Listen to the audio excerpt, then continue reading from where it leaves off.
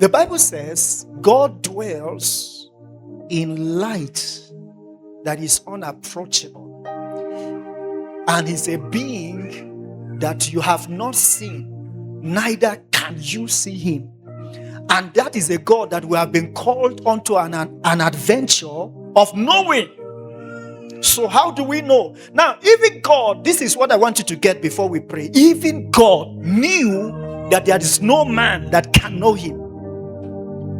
So the best thing he would do was to resolve to take on human flesh,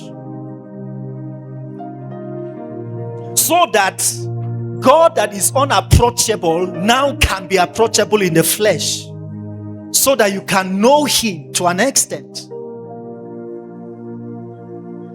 If you hear Jesus say, "He that has seen me has seen my Father," that's what he meant.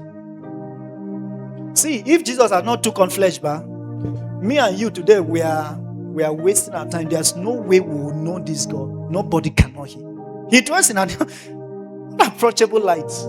Scientists have never been able, with all their permutations, with all their whatever they are doing, they have not been able to pick a glimpse of him, because he dwells in a dimension of existence. And even if you are able to arrive at that dimension through metaphysical experiences, you will still not be able to approach him, because he dwells in light that is not approachable.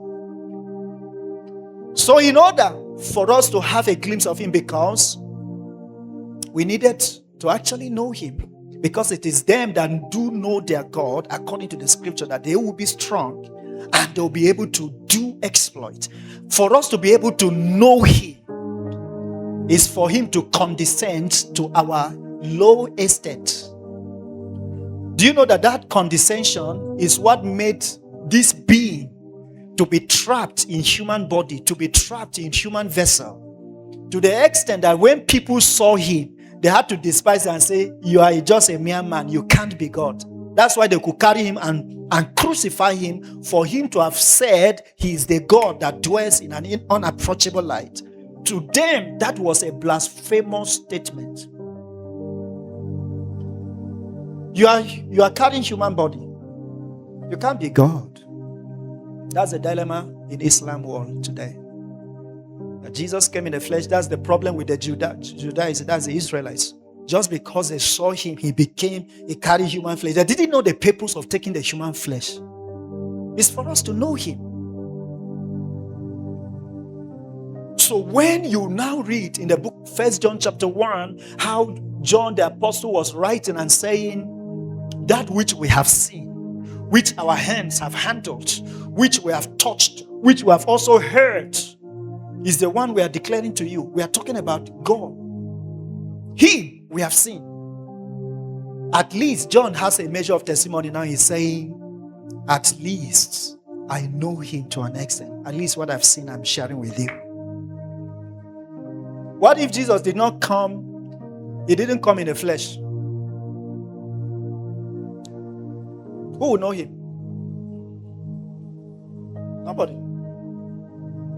Now listen to me. When Jesus went on the Mount of Transfiguration, the Bible says he took 3 of his disciples to the mountain to pray, and then he transfigured before them. They now saw a light. He transfigured so bright. That's a being they have not seen before. A dimension of Jesus they have not seen.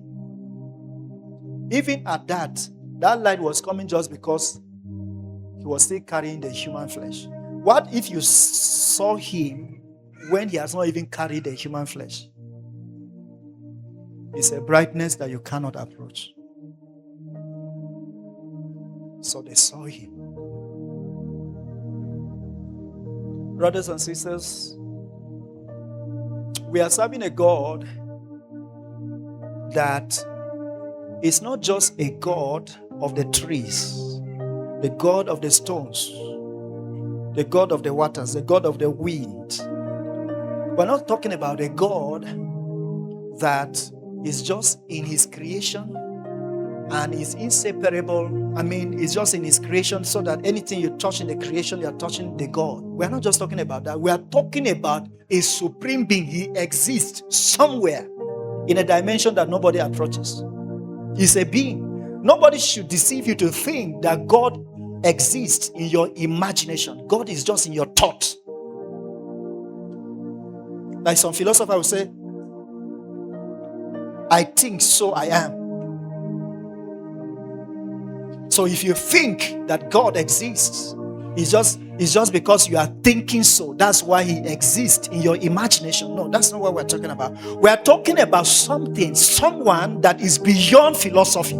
Someone that is beyond whatever anybody will talk about, anyone will tell you about. And it's a God that is a being. He has a son. He has a son.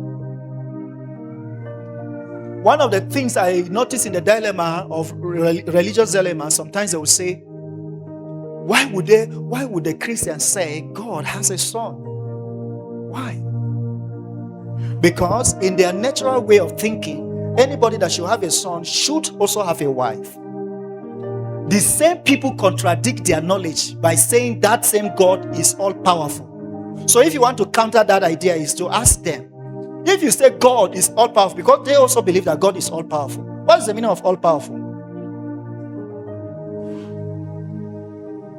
He can do whatever he wants to do. He has all capacity to do it without needing a woman to give birth to a son. I love the way one of these brothers I have followed on the YouTube, he used to challenge them. He will ask them and said, your God, so far he cannot have a son until he has a woman. It means like your God is a man, no? Because it's only men that before they can have children, they have to have what? It means that your Allah is a woman. I mean, it's a man. But my God is not a man. That's why he can have a son without a woman. He does not need support.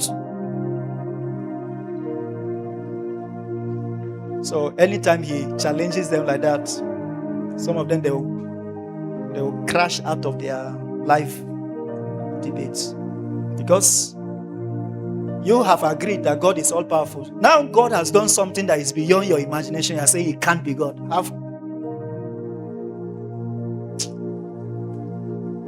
Lord will help us. So we are dealing with a God. This is where we're stopping for today. That you cannot know him. But he decided to make himself available for us to know him. That's the foundation I'm laying today. So that me and you can know him. That's why he came in the flesh. So the Bible says, anyone that does not believe that Jesus Christ came in the flesh, that is the spirit of the Antichrist that the Bible says he was going to come into the world. That is a spirit. So if you see anyone denying the coming of the Christ, Jesus in the flesh, you should know that you are talking with the spirit of the Antichrist that does not even want you to know God. Jesus came in the flesh. God came in the flesh so that we can know him. That's one of the most important things. And whatever you see, you become like. So he wanted us to become actually like him, so he had to come in the flesh.